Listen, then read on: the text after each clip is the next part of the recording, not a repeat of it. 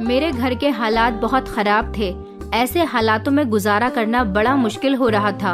हम लोग गांव में रहा करते थे। मेरे दादा दादी की मौत हो चुकी थी, लेकिन मेरे पापा बड़े ही हरामखोर थे।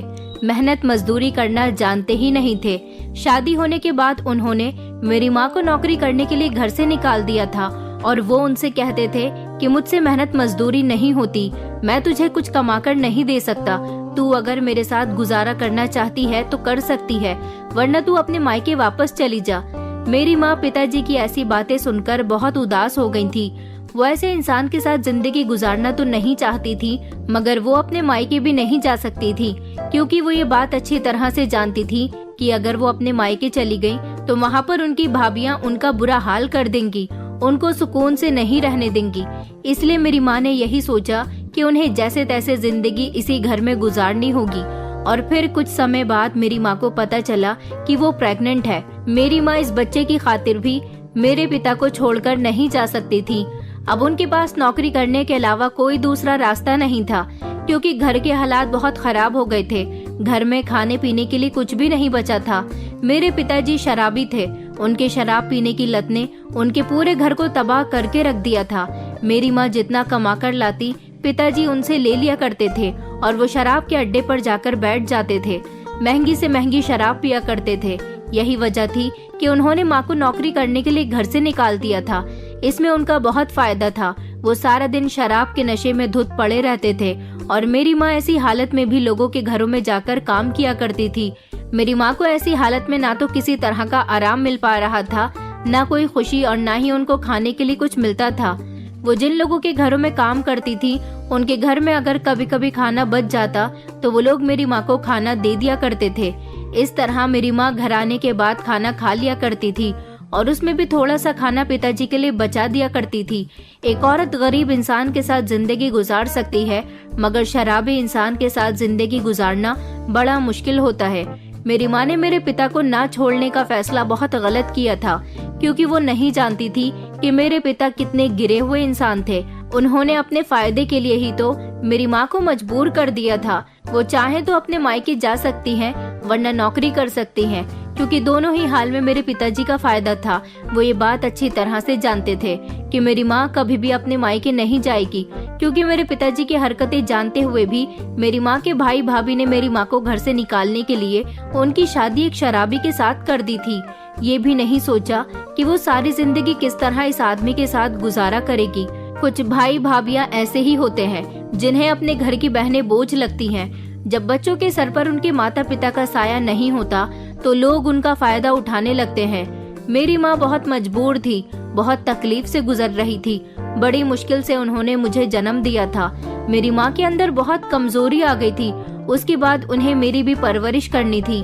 मेरे जन्म के दूसरे ही दिन मेरे पिता ने मेरी माँ को बहुत मारा था और उनसे कहा था कि जाकर पैसे लेकर आ, मुझे शराब की लत लग रही है। मेरी माँ मौत से लड़कर मुझे जन्म दे चुकी थी, तो ऐसी हालत में वो घर से निकलकर कामकाज कैसे कर सकती थी।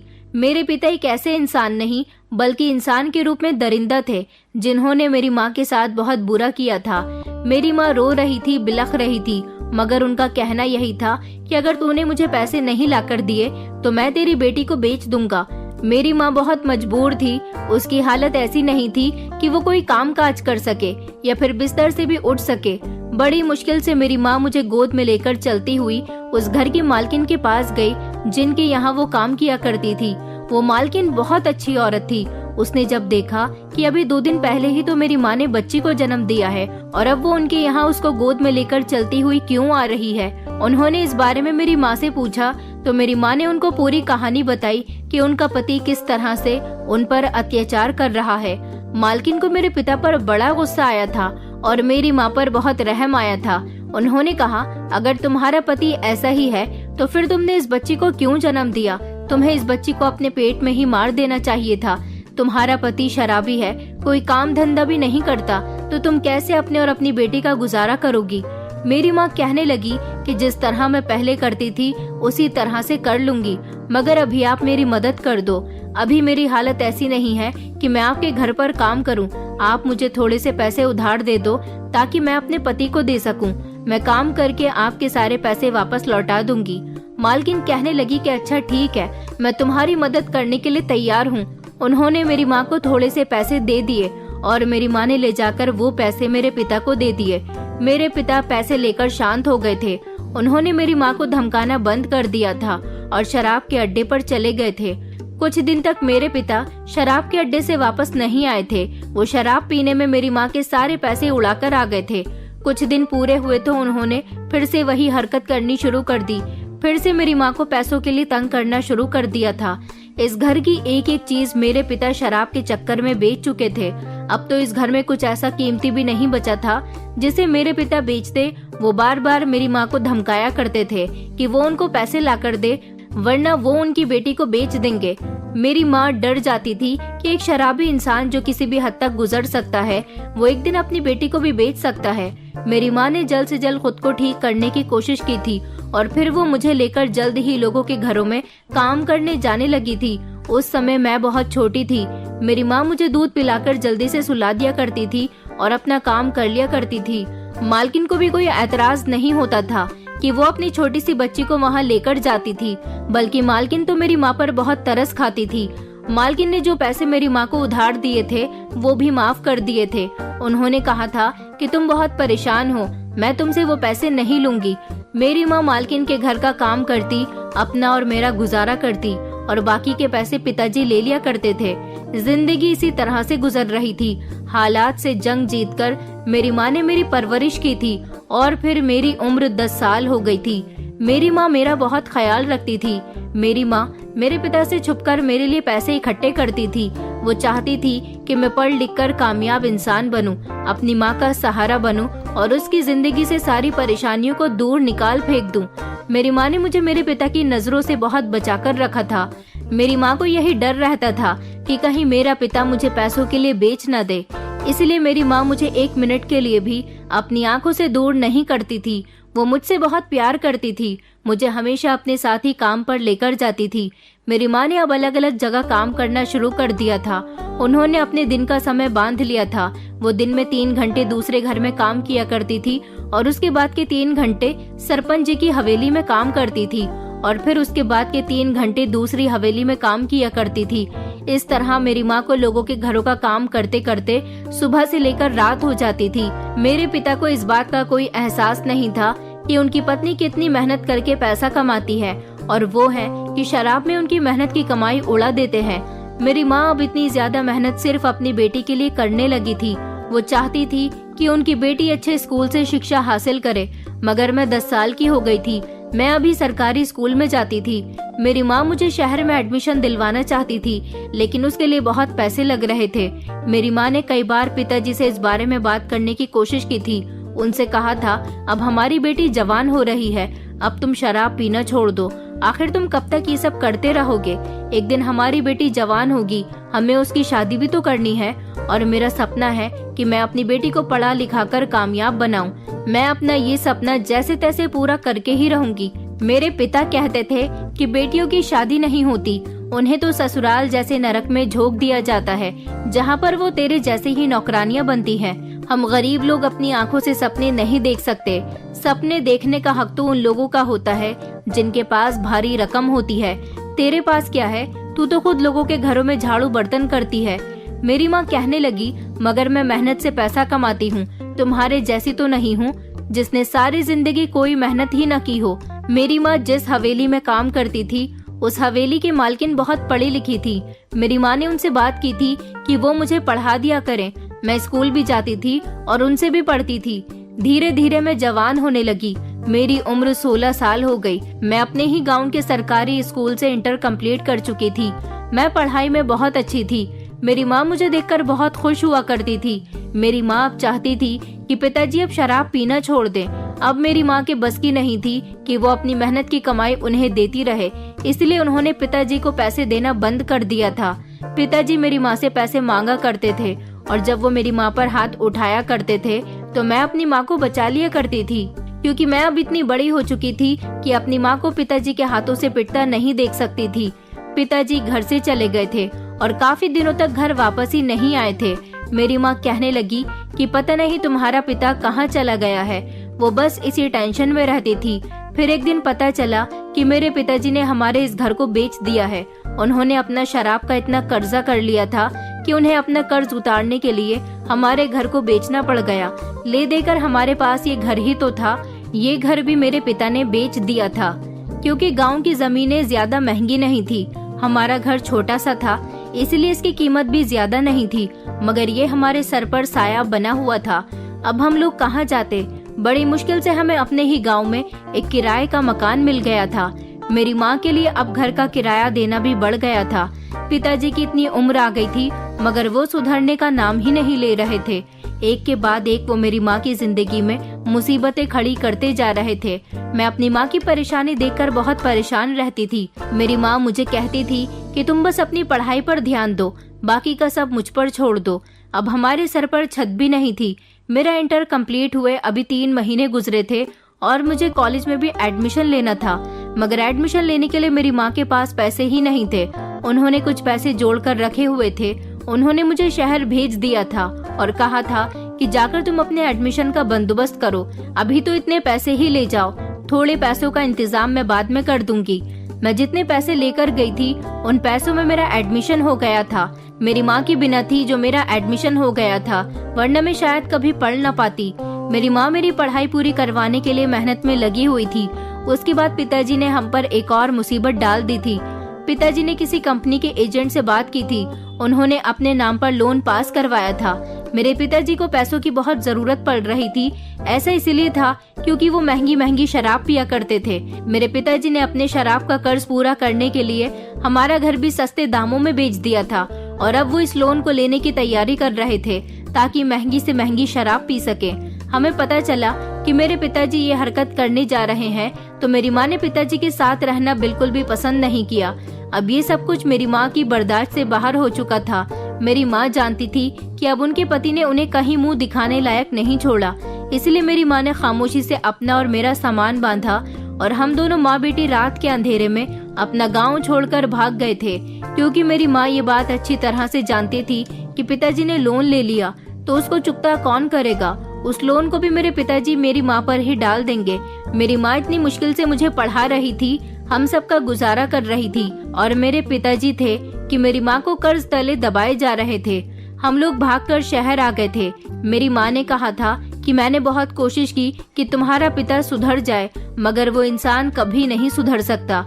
हम लोगों को इस शहर आने के बाद बहुत राहत मिली थी। मेरी माँ के पास कुछ पैसे थे। हमने एक किराए पर घर ले लिया था। मेरी माँ ने गांव की तरह यहाँ पर भी लोगों के घरों में काम करना शुरू कर दिया था। इस शहर में बहुत महंगाई थी और जिस घर में हम रहते थे वो घर भी बहुत महंगा था। घर का गुजारा करना थोड़ा मुश्किल हो रहा था, इसलिए मैंने स्कूल में टीचिंग की जॉब करना शुरू कर दी थी। मैंने सोचा था कि मैं जॉब भी करती रहूंगी और अपनी पढ़ाई भी करती रहूंगी। अभी मेरी सैलरी बहुत कम थी। हम दोनों माँ बेटी मिलकर कमाया करते थे और अपना गुजारा किया करते थे। यहाँ पर हमारी जिंदगी बहुत सुकून से गुजर रही थी, क्योंकि यहाँ ना तो हमें पिताजी की टेंशन थी और ना ही मेरी माँ को मेरे पिताजी के जुल्मों का शिकार होना पड़ता था। इसी तरह कई साल गुजर गए। मैं डॉक्टर तो ना बन सकी, मगर हम दोनों माँ बेटी की जिंदगी खुशहाल गुजर रही थी। हमारे पीछे वहाँ मेरे पिता का क्या हाल हो रहा था क्या नहीं, हमने ये भी जानने की कोशिश नहीं की। हमें शहर आए हुए 7 महीने होने वाले थे। मैं हर रोज स्कूल की छुट्टी होने के बाद घर के लिए निकलती, तो इस दौरान मैंने नोटिस किया था जब मैं स्कूल से निकलती हूँ तो कोई उस रास्ते पर मेरा पीछा करने लग जाता है और मैं जैसे ही पीछे पलटकर देखती हूँ तो कोई भी नहीं होता। समझ नहीं आ रहा था कि मेरे साथ ऐसा क्यों हो रहा है। मैंने इस बारे में अपनी मम्मी को कुछ नहीं बताया था, क्योंकि वो पहले से ही मेरे लिए काफी परेशान रहती थी। अब ये बात बताकर मैं उन्हें और परेशान नहीं करना चाहती थी। मेरे कॉलेज की पढ़ाई भी अच्छी चल रही थी। स्कूल के प्रिंसिपल ने अब मेरी सैलरी बढ़ा दी थी, इसलिए मैंने अपनी माँ से मना कर दिया था कि आपको नौकरी करने की जरूरत नहीं है। अभी हम लोग किराए के ही घर में रह रहे थे। मैंने अपनी माँ से कहा था कि अब आप आराम किया करो, आपकी बेटी इस लायक हो गई है कि आपका और अपना खर्च उठा सकती है। मेरे ऐसा कहने पर मेरी माँ को एक अजीब सी तसल्ली मिली थी और वो बहुत खुश हुई थी, क्योंकि मेरी माँ कई सालों से नौकरी कर करके थक चुकी थी। लेकिन मैं अब उस इंसान की वजह से परेशान रहती थी जो मेरा पीछा किया करता था। मेरा पीछा क्या सच में कोई करता था या फिर ऐसा मेरा वहम था, ये मैं समझ नहीं पा रही थी, क्योंकि ऐसा अब मेरे साथ हर बार होता था। जब जब मैं घर से निकलती थी तब तक मुझे ऐसा लगता था जैसे किसी की नजर मुझ पर पड़ रही है, और मैं जैसे ही पीछे पलटकर देखती तो कोई भी नहीं होता था।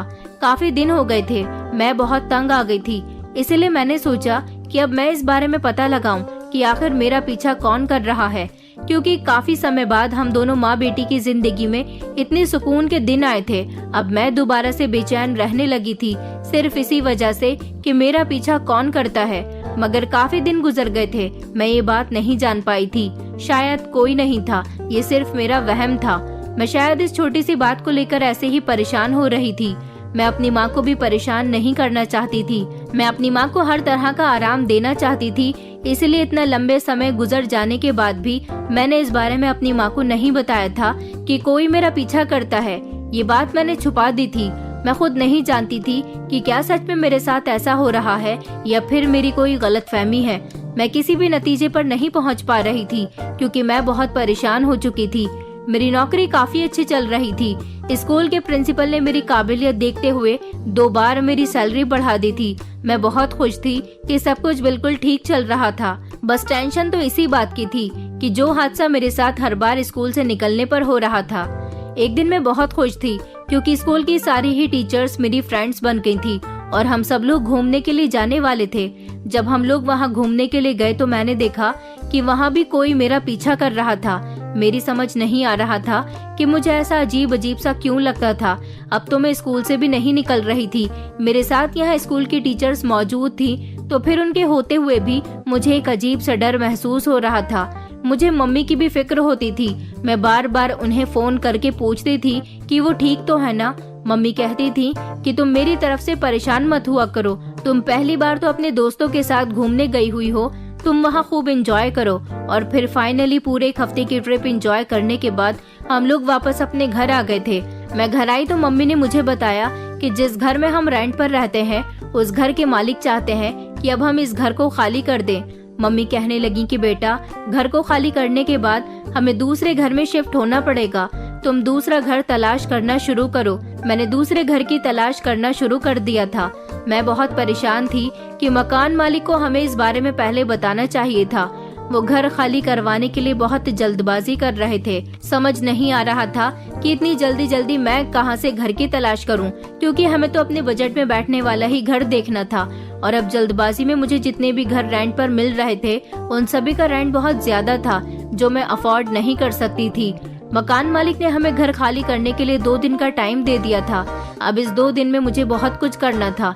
मैं अपनी क्लासरूम में छुट्टी हो जाने के बाद परेशान सी बैठी हुई थी, तभी स्कूल के प्रिंसिपल क्लास में आए और मुझे परेशान बैठा हुआ देखकर कहने लगे कि मिस, आपको घर नहीं जाना, पूरे स्कूल की छुट्टी हो चुकी है, सभी लोग जा चुके हैं। मैंने कहा जी सर, मैं बस जा ही रही हूँ। ये कहकर मैं वहाँ से उठने लगी थी, तभी प्रिंसिपल ने फिर से मुझे रोक लिया और कहने लगे कि क्या हुआ, आप कुछ परेशान लग रही हैं। मैंने उनको अपनी प्रॉब्लम के बारे में बता दिया तो वो कहने लगी कि बस इतनी सी बात है, चलिए मैं आपकी मदद कर देता हूँ। मैंने कहा आप मेरी मदद काफी कर चुके हैं, आपने 2 बार मेरी सैलरी बढ़ा दी है और वैसे भी आप मुझे टाइम से पहले सैलरी देकर मुझ पर बहुत बड़ा एहसान करते हैं। प्रिंसिपल सर कहने लगे कि नहीं नहीं, आपको मेरा एहसानमंद होने की जरूरत नहीं है, आप एक काबिल टीचर हैं। ऐसी टीचर को अपने स्कूल में रखने के लिए प्रिंसिपल को टीचर की मदद करनी ही होती है। मैं आपकी प्रॉब्लम सॉल्व किए देता हूँ। हमारा एक मकान खाली पड़ा हुआ है, कुछ दिनों पहले हमने उसमें से किराएदार निकाल दिए थे, अभी कोई नए किराएदार नहीं रखे हैं। अगर आप चाहो तो अपनी मम्मी के साथ वहाँ पर रह सकती हो। प्रिंसिपल सर की बात सुनकर मैं बहुत खुश हो गई थी। मैंने कहा सर, ये तो बहुत अच्छी बात है, आपका बहुत बहुत शुक्रिया। प्रिंसिपल सर ने कहा कि आपको एडवांस देने की भी कोई जरूरत नहीं है, आपका रेंट लेट भी हो जाया करेगा तब भी कोई बात नहीं। प्रिंसिपल सर ने मेरी बहुत बड़ी प्रॉब्लम को सॉल्व कर दिया था। मैं बहुत खुश थी।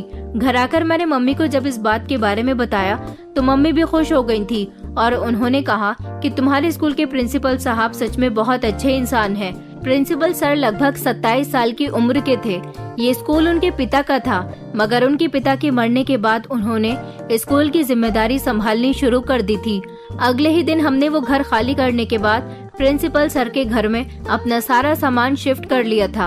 अब हम लोग यहाँ बेफिक्री से रह रहे थे, क्योंकि ये घर बहुत अच्छा था। मैं प्रिंसिपल सर को अपनी सैलरी से ही रेंट कटवा दिया करती थी, लेकिन मैं अभी भी परेशान थी क्योंकि मुझे अभी भी यही लगता था कि कोई मेरा पीछा कर रहा है। हम इस नए घर में जब से आए थे मैंने देखा था कि हमारे घर के गेट के थोड़ी सी ही आगे एक ऑटो वाला हमेशा खड़ा रहता था। इस घर से मुझे स्कूल बहुत दूर पड़ता था, इसलिए मैंने सोचा कि मैं इसके साथ ही स्कूल चली जाया करूंगी। मुझे लगा कि शायद इस ऑटो वाले का घर यहीं कहीं आसपास ही होगा, तभी तो वो अपनी ऑटो ज्यादातर यहीं खड़ी करता है। एक दिन मैं इस ऑटो वाले की ऑटो में झांक कर देखने लगी तो ये ऑटो वाला कहने लगा कि कहाँ जाना है मैडम, बताओ। तो मैंने उसे स्कूल का एड्रेस बताया था। ये ऑटो वाला मुझे स्कूल तक लेकर चला गया था। अगले दिन भी मैं इसी की ऑटो में बैठकर स्कूल चली गई थी और फिर उसके बाद ऐसा ही होने लगा था। अब मैं हर बार ही इसी की ऑटो से जाया करती थी। एक दिन इस ऑटो वाले ने मुझसे बड़ा ही अजीब सवाल किया था। वो कहने लगा कि आपकी शादी हो गई है। मैंने इसे चौंक कर देखा। मैंने कहा, तुम ये कैसा सवाल कर रहे हो? तो वो कहने लगा कि मैं जानता हूँ कि आपकी शादी नहीं हुई है, लेकिन फिर भी आपसे पूछ रहा हूँ कि क्या आप किसी को पसंद तो नहीं करती या फिर आपकी कहीं मंगनी तो नहीं हो गई? मैंने कहा कि नहीं, ना तो मेरी मंगनी हुई है और ना ही मैं किसी को पसंद करती हूँ। तो वो कहने लगा कि चलो ये तो बहुत अच्छी बात है, देखना मैडम, एक दिन मेरी शादी तुम्हारे साथ होगी। उसकी ऐसी बात सुनकर मेरे होश उड़ गए थे। उसकी हिम्मत कैसे हुई कि वो इतनी बड़ी बात कह रहा था? मैंने कहा था कि ये तुम किस तरह से बात कर रहे हो? तो वो मेरी इस बात पर जोर जोर से हंसने लगा। इतनी जोर जोर से हंसने लगा कि उसे देखकर ऐसा लग रहा था कि वो कोई नॉर्मल इंसान नहीं है, बल्कि वो कोई पागल इंसान है। मैं तो उसे पैसे देकर अपने स्कूल के अंदर आ गई थी, मगर ना जाने क्यों बच्चों को पढ़ाते समय मेरे दिमाग में बार बार इस ऑटो वाले की बातें घूम रही थी। अगले दिन फिर से जब मैं उसकी ऑटो में बैठी तो उसने फिर से मुझसे वही बात कही, देखना एक दिन मेरी तुम्हारे साथ शादी जरूर होगी। मैं फिर से कंफ्यूज हो गई। हालांकि उसका काम इतना होता था कि वो हर रोज मुझे मेरे घर से स्कूल ड्रॉप किया करता था, मगर कभी भी उसने मेरे साथ कोई बदतमीजी करने की कोशिश नहीं की थी। मैंने ये बात अपने ही स्कूल की एक टीचर को बताई तो वो मेरी बात सुनकर जोर जोर से हंसने लगी और कहने लगी कि वो ऑटो वाला जरूर कोई पागल इंसान होगा। मैंने भी उससे यही कहा, हाँ तुम ठीक कह रही हो। कहाँ मैं खूबसूरत जवान पढ़ी लिखी लड़की और कहाँ वो मोटा सा काला सा उम्रदार आदमी जो मुझसे शादी करने की बात करता है, वो कोई पागल ही होगा। ये बात सोचकर मैंने उस आदमी की बात को ज्यादा सीरियसली नहीं लिया था, मगर मैंने नोटिस किया था कि वो बाकी किसी से ऐसी बात नहीं कहता था। जब भी मैं उसके ऑटो में बैठती तो वो मुझसे यही कहता था कि तुम्हारी मेरे साथ एक न एक दिन शादी जरूर होगी। मैं उस दिन का इंतजार करूंगा और वो दिन बहुत जल्द आने वाला है। उस ऑटो वाले की बातों पर तो अब मैंने ध्यान देना छोड़ दिया था और जब से मैं इस ऑटो वाले के साथ इसके ऑटो में बैठकर स्कूल जाने लगी थी, मुझे एक तरह का सुकून रहता था। ऐसा लगता था जैसे अब किसी की नजर मुझ पर नहीं पड़ती। एक दिन ऐसा हुआ कि वो ऑटो वाला मुझे छोड़ने स्कूल गया ही नहीं, क्योंकि वो वहाँ पर मौजूद ही नहीं था। मैंने सोचा कि आज मैं पैदल ही चली जाती हूँ। मैं जब स्कूल के रास्ते पर पैदल चल रही थी तो मैंने देखा कि 2 गुंडे वहाँ पर आ गए थे। वो मेरे साथ छेड़छाड़ करने की कोशिश कर रहे थे। उन्होंने अपने चेहरे पर मास्क लगाया हुआ था। मैं उनसे बचने की कोशिश कर रही थी। मुझे बहुत डर लग रहा था। मैंने आसपास देखा तो मुझे कोई भी नजर नहीं आ रहा था। मैं चीख रही थी, चिल्ला रही थी। मुझे ऐसा लग रहा था जैसे आज मेरी इज्जत इन दोनों गुंडों के हाथों नीलाम होने वाली है। वो दोनों मुझे पकड़ने की कोशिश कर रहे थे, मगर मैं तेज तेज भाग रही थी। तभी अचानक मेरी टक्कर किसी से हुई और उसने मुझे अपनी बाहों में भर लिया था। जब मैंने नजर उठाकर देखा तो मैं दंग रह गई थी कि जिस इंसान ने मुझे संभाला था वो इंसान कोई और नहीं बल्कि प्रिंसिपल सर थे। मेरी जान में जान आई थी। प्रिंसिपल ने जब उन लोगों की तरफ लपकने की कोशिश की तो वो दोनों ही गुंडे वहाँ से भाग गए थे। मैंने प्रिंसिपल सर से कहा कि आपका बहुत बहुत शुक्रिया, आपने मुझे बचा लिया, वरना ना जाने आज मेरे साथ क्या होता। प्रिंसिपल सर मुझे अपने साथ स्कूल ले गए थे और उन्होंने जिम्मेदारी ली थी कि वो मुझे खुद स्कूल से घर और घर से स्कूल लाने की जिम्मेदारी उठाएंगे। मैंने उनसे मना भी किया था, मगर उन्होंने कहा कि नहीं, मैं तुम्हारी हर तरह से मदद करना चाहता हूँ। मैं ये सब देखकर बहुत हैरान हो रही थी कि आखिर प्रिंसिपल सर मुझ पर कुछ ज्यादा ही मेहरबान होने लगे थे। एक दिन मुझे इस बात के बारे में भी पता चल गया कि आखिर वो मुझ पर इतने मेहरबान क्यों होते थे। जब उन्होंने मुझसे अपनी मोहब्बत का इजहार किया, उन्होंने कहा कि तुम मुझे बहुत पसंद आ गई हो। जिस दिन से तुम इस स्कूल में आई हो उसी दिन से स्कूल के बच्चों की पढ़ाई बहुत अच्छी चल रही है, क्योंकि तुम एक काबिल और होनहार टीचर हो और मैं भी तुम्हें बहुत पसंद करने लगा हूँ। तुमसे शादी करना चाहता हूँ। मगर मैंने अभी प्रिंसिपल सर से शादी के लिए इनकार कर दिया था, लेकिन उनकी मोहब्बत के लिए हाँ कर दी थी, क्योंकि मैं भी उन्हें पसंद करने लगी थी। मेरे मन में भी उनके लिए प्यार मोहब्बत भरी फीलिंग्स जागती थी। मैंने कहा था कि आपको अपनी फैमिली को मेरे घर रिश्ता लेकर भेजना होगा, तभी मैं आपसे शादी करूंगी। प्रिंसिपल सर ने कहा था कि मुझे इस बात पर कोई एतराज नहीं है, क्योंकि मैं तुम्हें इज्जत से अपनी जिंदगी में शामिल करूंगा। उस दिन मैं बहुत खुश थी और जब मैं अपने घर गई तो मैंने देखा कि मेरी माँ बहुत परेशान थी। मैंने अपनी माँ से कहा कि माँ, क्या हुआ है, आप इतनी परेशान क्यों नजर आ रही हो? तो माँ कहने लगी कि बेटा, कल स्कूल से घर मत आना। मैंने माँ से कहा कि आप ये कैसी बातें कर रही हो, घर नहीं आऊँ तो फिर कहाँ जाऊँ? माँ कहने लगी कि बेटा, एक बहुत बड़ी इमरजेंसी आ गई है, प्लीज तुम कल स्कूल से घर मत आना। तुम कल सुबह जब स्कूल के लिए जाओ तो अपनी किसी दोस्त वगैरह के घर चली जाना और 2-3 दिन वहाँ पर गुजार कर आना। मैंने माँ की किसी बात को नहीं समझा था कि वो क्या कहना चाह रही थी, मगर मैंने इतना जरूर देखा था कि वो बहुत परेशान थी, और वो परेशान सिर्फ अभी से ही नहीं थी, बल्कि पिछले 2-3 दिन से परेशान थी। मैं स्कूल के काम में इतनी घिरी हुई थी कि मुझे उनकी परेशानी तसल्ली से पूछने का मौका ही नहीं मिला था। फिलहाल मेरे लाख पूछने के बावजूद भी मेरी माँ ने मुझे अपनी परेशानी के बारे में नहीं बताया था। उस रात तो जैसे तैसे मैं अपने कमरे में जाकर सो गई थी। सुबह जैसे ही मैं उठी तो मेरी माँ ने मुझे मेरा सामान बांध कर दे दिया और कहने लगी कि ये तुम्हारा सामान है, 2-3 दिन तक तुम यहाँ पर मत आना। मैंने अपनी माँ से कहा, मगर आप ऐसा क्यों कर रही हो? माँ ने कहा, तुम्हें मेरी कसम है, तुम इस बारे में कुछ ना ही पूछो तो अच्छा होगा। बस तुम यहाँ से चली जाओ, मैं तुम्हें खुद फोन करूंगी और तुम्हें बताऊंगी कि तुम्हें कब आना है। अभी तुम यहाँ से जाओ। मेरी माँ ने मुझे घर से निकालकर अंदर से दरवाजा बंद कर लिया था। कुछ समझ नहीं आ रही थी कि मैं क्या करूं। फिलहाल मैं अपने सामान सहित स्कूल चली गई थी। फिर जब छुट्टी का टाइम हुआ तो मैं सोचने लगी कि मैं अपने दोस्त के घर जाऊं या फिर अपने घर जाऊं। प्रिंसिपल सर ने मुझसे कहा था कि मैं तुम्हें तुम्हारे घर छोड़ देता हूँ, क्योंकि अब वो ही मुझे स्कूल से घर ले जाते थे और घर से स्कूल। मगर आज तो मेरी माँ ने मुझे मना किया हुआ था कि मुझे घर नहीं जाना, इसलिए मैंने प्रिंसिपल सर से कह दिया कि आप मुझे मेरी दोस्त दीपिका के घर छोड़ दीजिए। प्रिंसिपल सर ने मुझसे पूछा भी था कि क्या हुआ, कोई परेशानी है क्या, मगर मैंने उन्हें कुछ नहीं बताया। उनसे कह दिया कि नहीं, आज मुझे अपनी दोस्त से मुलाकात करनी है। इसलिए प्रिंसिपल सर सामान को देखकर समझ तो रहे थे कि जरूर कोई बड़ी बात है, मगर मैंने उन्हें कुछ नहीं बताया था, इसलिए वो भी मुझसे जबरदस्ती कुछ नहीं पूछ सकते थे। उन्होंने मुझे मेरी दोस्त के घर पर छोड़ दिया था। मैंने अपनी दोस्त को बताया था कि मैं तुम्हारे घर पर 2-3 दिन के लिए आई हूँ। उसे भी कोई एतराज नहीं था। मैं उसके घर पर आराम से रह सकती थी, क्योंकि वो अकेली ही अपने घर में रहती थी। उसकी सिर्फ 2 बहनें थी और वो दोनों बहनें जॉब करती थी। मुझे अभी अपने दोस्त के घर आए हुए 2 घंटे गुजर गए थे। मैं सोच रही थी कि मैं क्या करूं। आखिर माँ ने मुझे घर आने के लिए मना क्यों किया? आखिर माँ क्या कर रही है? फिर मैंने सोचा कि कहीं मेरी माँ के साथ कुछ गलत तो नहीं होने वाला। मुझे डर लगने लगा था, एक अजीब सी घबराहट सवार होने लगी थी। इसलिए मैंने ना कुछ सोचा और ना समझा और अपने दोस्त के घर से निकल गई थी। मुझे याद आया कि जरूर कोई बड़ी बात ही होगी। मेरी माँ किसी मुसीबत में फंस गई तो क्या होगा? मुझे उन्हें अकेला नहीं छोड़ना चाहिए था। मैं अपने घर की तरफ जाने लगी, तभी रास्ते में मुझे प्रिंसिपल सर का फोन आ गया। मेरी आंखों में पहले से ही आंसू थे। मैं अपनी गलती पर पछता रही थी कि मुझे अपनी माँ की बात को नहीं मानना चाहिए था। इतनी ही देर में प्रिंसिपल सर की कॉल आई। मैंने जब उनसे हेलो बोला तो वो समझ गए थे कि मैं रो रही हूँ। प्रिंसिपल सर घबरा गए और कहने लगे कि तुम्हें क्या हुआ है, तुम क्यों रो रही हो?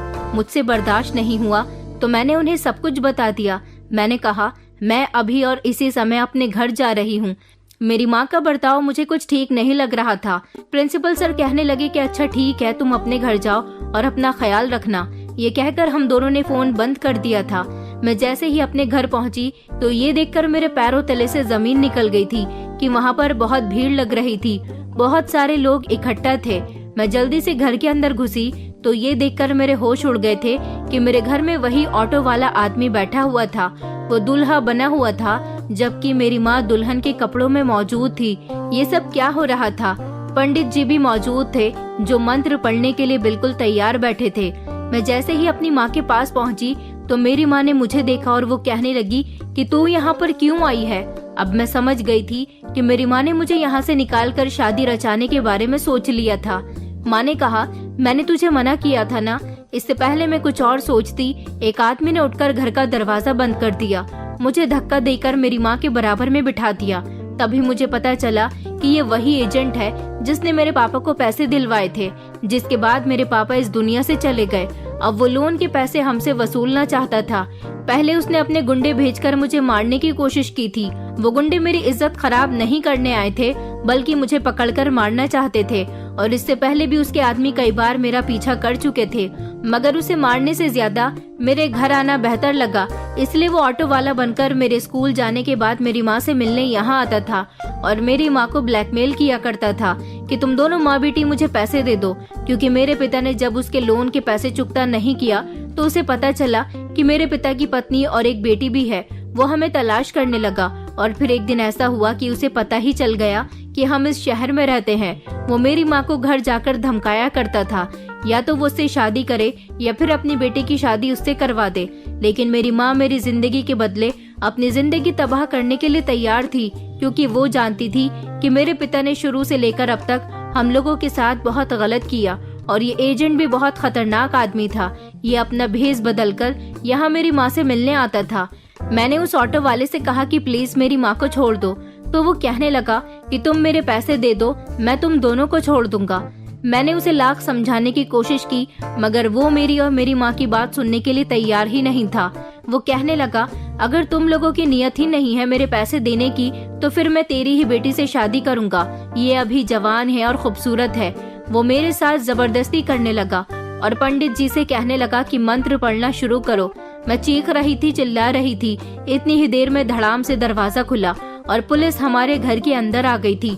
पुलिस को देखकर हम सब हैरान रह गए थे कि पुलिस को यहाँ किसने बुलाया था। फिर मुझे पता चला कि पुलिस को तो प्रिंसिपल सर लेकर आए थे। उन्होंने मुझे फोन पर परेशान देख लिया था और वो समझ गए थे कि जरूर कोई बड़ी बात है, इसलिए वो पुलिस को लेकर मेरे घर आ गए थे। और यहाँ आने के बाद पुलिस को सब कुछ पता चल गया था। पुलिस ने उस ऑटो वाले को गिरफ्तार कर लिया था और पुलिस उसे गिरफ्तार करके ले जा चुकी थी।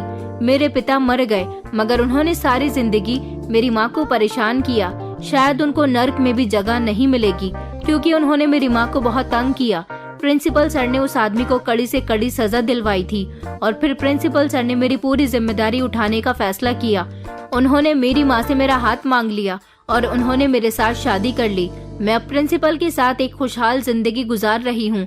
लेकिन मैं उन मर्दों से यही कहना चाहूंगी कि अपने गलत शौक पूरे करने के लिए किसी को मुसीबत में मत डालो। सामने वाले की मजबूरी समझो। कहीं ऐसा न हो कि आपके शौक पूरे करते करते आपसे तंग आने वाला इंसान खुद बर्बाद हो जाए, क्योंकि जीते जी तो तुम जो चाहे कर सकते हो, मगर मरने के बाद तो तुम्हें माफी मांगने तक का मौका नहीं मिलेगा। मेरे पिता को उनके किए की सजा जीते जी तो नहीं मिल सकी, मगर मुझे उम्मीद है कि भगवान ने उनको उनके किए की सजा जरूर दी होगी, क्योंकि उन्होंने मेरी माँ को बहुत सताया था। दोस्तों, उम्मीद करती हूँ आपको हमारी कहानी पसंद आई होगी। कहानी पसंद आई है तो वीडियो को लाइक करें, चैनल पर नए हैं तो चैनल को सब्सक्राइब करें और हाँ, नोटिफिकेशन बेल को जरूर दबाएं ताकि अगली अपडेट सबसे पहले आपको मिले।